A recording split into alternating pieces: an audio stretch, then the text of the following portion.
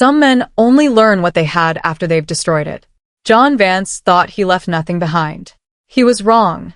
He left behind a woman, and that woman, the one he abandoned with empty pockets and a broken heart, was now standing in a luxury mall in Seoul, South Korea, wearing a diamond ring worth more than everything he ever gave her. He just didn't know it yet. The Seoul Luxury Company. Wing of the Grand Pavilion smelled of bergamot, pine, and quiet wealth, the kind that doesn't announce itself because it doesn't have to.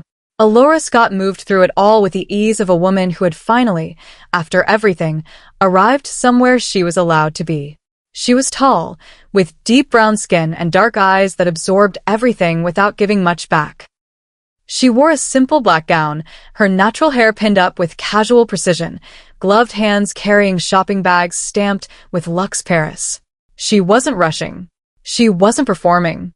She was simply present the way people are when they've stopped waiting to be asked to leave. She was thinking about what to get her husband for Christmas. That was the whole thought in her head. She never heard John coming. Before we dive in, make sure you're subscribed, hit that like button, and tell me where you're watching from. I love seeing our little dark romance family stretch across cities, countries, and time zones. Every click, every comment, every bit of love you leave here helps us keep unraveling these dangerous love stories and high-stakes betrayals together. Find your quiet place, dim the lights, and get ready. Let's begin. The kick landed without warning. His dress shoe caught her mid-thigh, and the world tilted sideways as she crashed backward into a holiday display. Ornaments exploded outward, red, gold, silver shattering across the marble. Her bags split open. Her gown tore. A broken shard bit into her palm, and blood welled up immediately. The entire wing went silent. Not gradually. All at once. She looked up, and she saw him, John Vance. Standing over her with his legs still half extended, his face arranged into an expression she remembered the way you remember a scar. He hadn't changed at all. 3 years, and he was still exactly what he had always been. Beside him stood his new socialite girlfriend, watching with the detached amusement of someone who had never been the one on the floor. John's eyes moved over Alora slowly, the way a person looks at something they've decided has no value. When recognition settled in his face, it didn't soften him. It sharpened him. Because seeing her here, in this gown, with those bags, threatened the story he had spent 3 years telling himself about who she was. He still thought she was nothing. And that certainty was the most expensive mistake John Vance had ever made. He didn't know about the diamond ring hidden under her glove. He didn't know about the Gangnam penthouse she'd left that morning. He didn't know about the black card with no spending limit in her fallen purse. And he didn't know about the 2 men already stepping out of the shadows behind her, Jae-wook and Sangmin, moving with the quiet precision of people trained to handle exactly this situation. Inside one of her fallen shopping bags, a phone began to vibrate.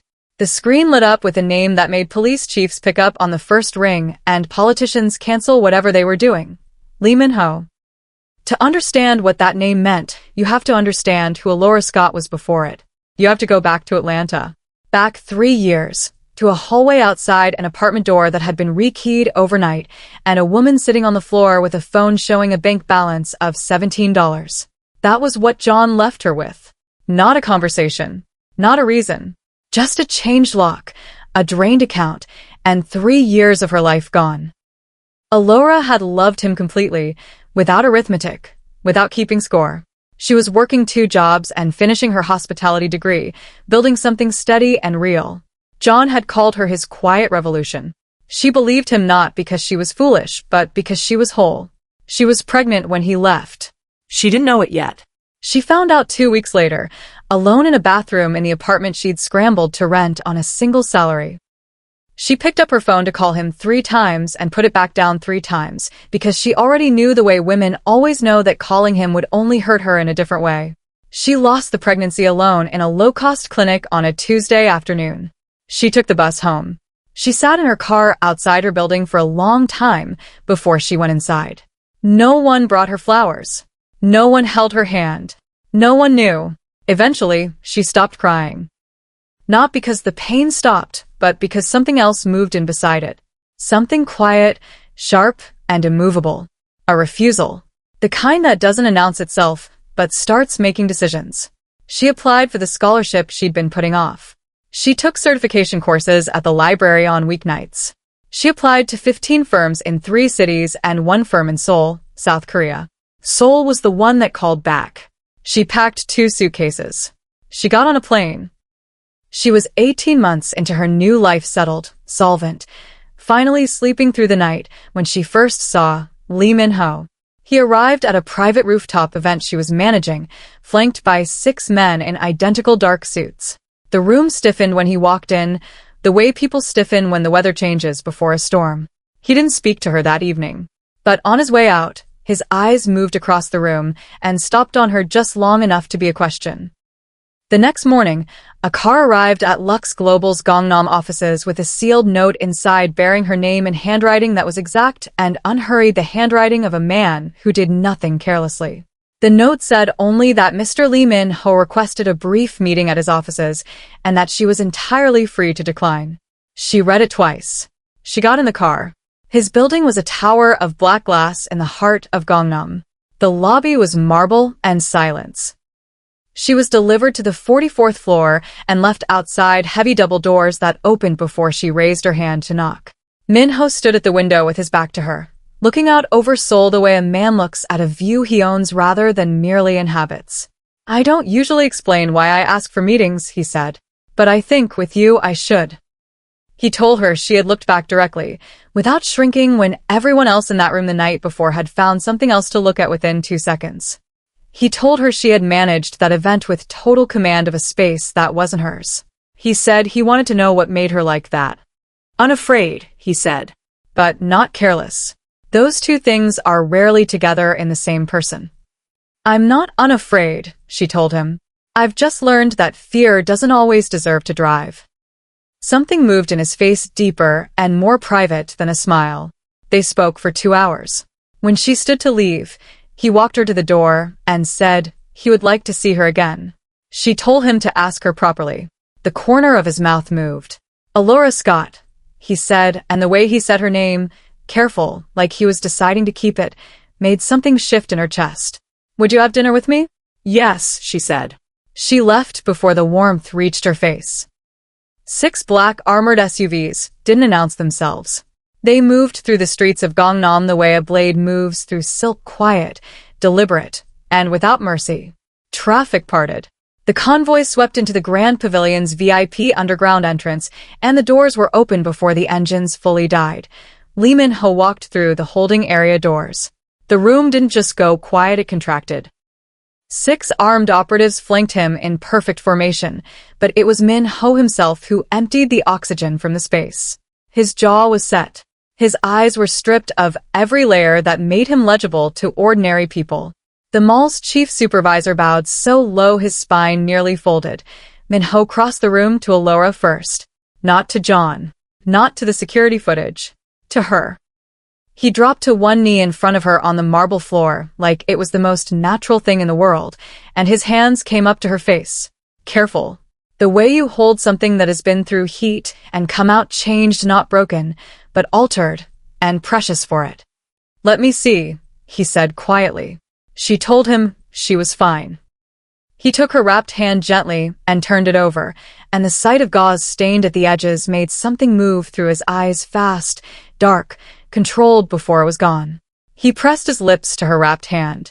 Then he stood. He buttoned his jacket. 1 button. 2. Slow and deliberate.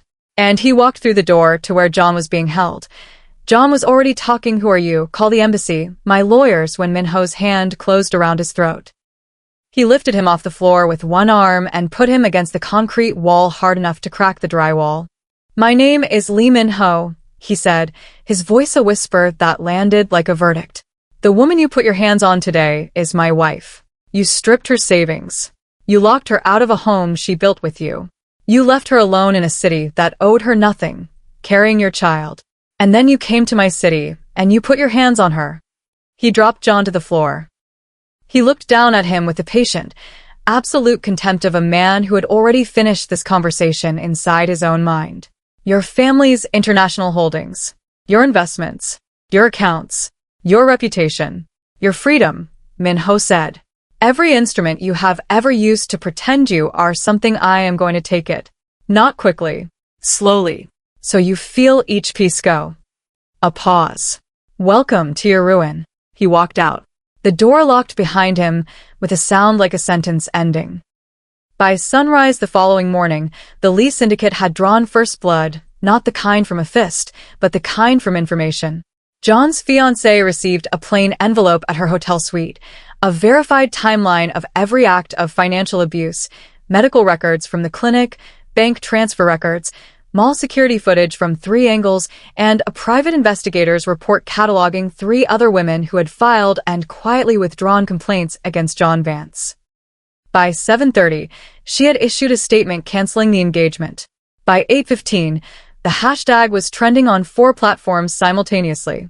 By noon, John's father had removed him from the firm's board. By late afternoon, his global trust accounts were frozen through an international fraud investigation so well placed that the Vance family's legal team would spend 2 weeks trying to identify the source and never get close. By evening, John stood alone before cameras outside a Seoul liaison office, his coat wrinkled, his eyes hollow, and confessed financial crimes, naming Alora by her full name. His father was not there. His fiancée was not there. What stayed with every person who watched was not the humiliation, it was this. John Vance looked, for the first time in his life, like a man who had encountered a real consequence. The kind that comes when you put your foot through the wrong woman's life, and the man who loves her has both the patience of a king and the infrastructure of an empire. The penthouse was quiet when Minho arrived. He found her where he knew she would be, curled into the corner of the terrace sofa in a cashmere blanket, her natural hair loose, the city burning 60 floors below. She had watched John's broadcast and set her tablet aside. She was done letting it take up space. He sat beside her, and she folded herself into his side without ceremony, her head finding the place between his jaw and his shoulder that seemed contoured exactly for her. His hand moved up her back, slow, unhurried. Not comfort. Presence. I am here. I have always been here. Is it done? She asked. Yes, he said. She exhaled. He reached into his jacket and set a leather portfolio on her lap. Inside, a financial statement showing every dollar John had stolen, recovered, returned, and multiplied with the interest of a king who understood what a debt actually cost. Below it, a deed. A multi-story brick building in the heart of the Gangnam district, fully purchased, fully registered, bearing one name, Alora Scott. It's the one on Cheongdam, he said. The one you walked past in November and didn't say anything about but stood in front of for 30 seconds longer than anything else on the block. I noticed. His hand came up and touched her jaw. It is a foundation. For women who survived what you survived. Women who are where you were. You said once that you wished there had been somewhere to go. I cannot give that to the woman you were then. His voice dropped. But I can give it to every woman who comes after her. The tears that fell down Alora's face were not the broken kind. They were the kind that come when something you stopped hoping for is suddenly, completely, placed in your hands. She pressed her lips to his. The snow fell over Seoul, soft and indifferent and beautiful 60 floors below, a city moving through its evening completely unaware of the 2 people on the terrace above it and the particular kind of gravity that holds certain people together. Not by force, but by choice, by recognition, by the bone-deep certainty that this is the person you were surviving toward all along. 3 months later, Alora stood in the building on Cheongdam and watched construction workers put up the interior walls.